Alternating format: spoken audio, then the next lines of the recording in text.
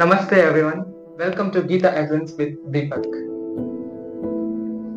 Before starting the chapters and its verses, let me set up the scenery of Bhagavad Gita and tell you the story of Mahabharata in a very short form. Dhritarashtra and Pandu were brothers born in the Kuru dynasty, Kuru Vamsham, descending from the king Bharata, a former ruler of earth from whom the name Mahabharata derives. Because Dhritarashtra, the elder brother, was born blind, the throne which would have been his, now passed down to the younger brother Pandu.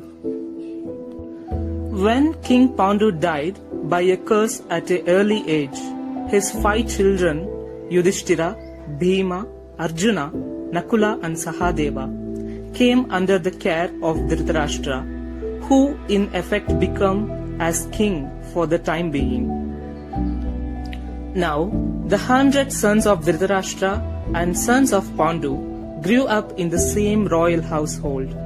Both were trained in the military arts and educated by the Dronacharya, Kripacharya, and counseled by their revered grandfather of the clan, Bhishma. Yet, the sons of Dhritarashtra, especially the eldest one, Duryodhana, hated and envied the Pandavas.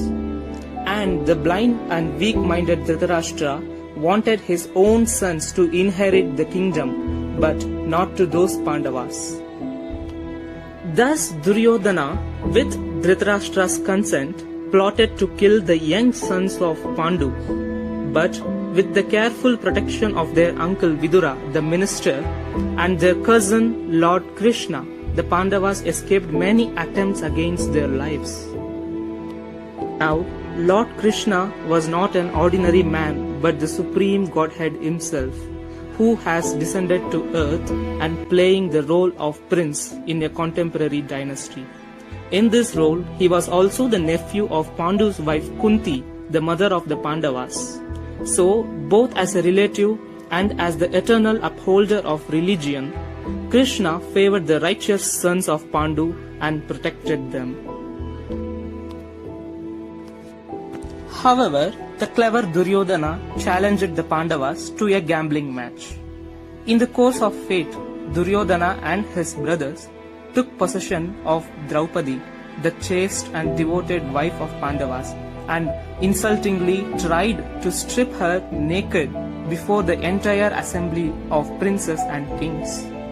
Krishna's divine intervention saved her, but due to the gambling match, it was cheated and forced the Pandavas to leave their kingdom and 13 years of exile.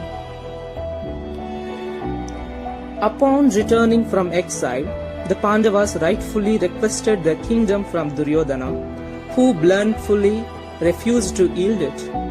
Even Pandavas asked for merely 5 villages, but Duryodhana arrogantly denied everything, even not a single piece of land.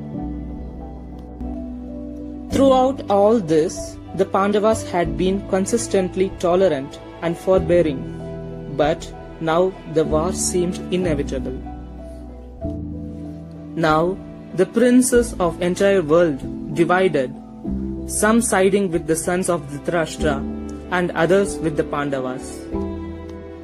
However, Krishna himself took the role of messenger for the sons of Pandu and went to the court of Dhritarashtra to plead for the peace. When his pleas were refused, war was certain now. The Pandavas recognized Krishna to be the supreme personality of Godhead, but the Kauravas did not. Yet Krishna offered to enter the war according to the desire of both of them. Duryodhana asked the entire Narayani Sena, the entire army of Krishna, and Arjuna asked only the Krishna himself, as an advisor and helper, which even though Krishna promised not to fight in the war. In this way, Krishna became the charioteer of Arjuna. This brings us to the point at which Bhagavad Gita begins, with the 2 armies arrayed, ready for the combat, and Dhritarashtra inquiring of his secretary Sanjaya What did they do? Thus, the Bhagavad Gita starts from there, and I'm going to explain you the first verse of the first chapter in the next video. Those who haven't subscribed, do it now.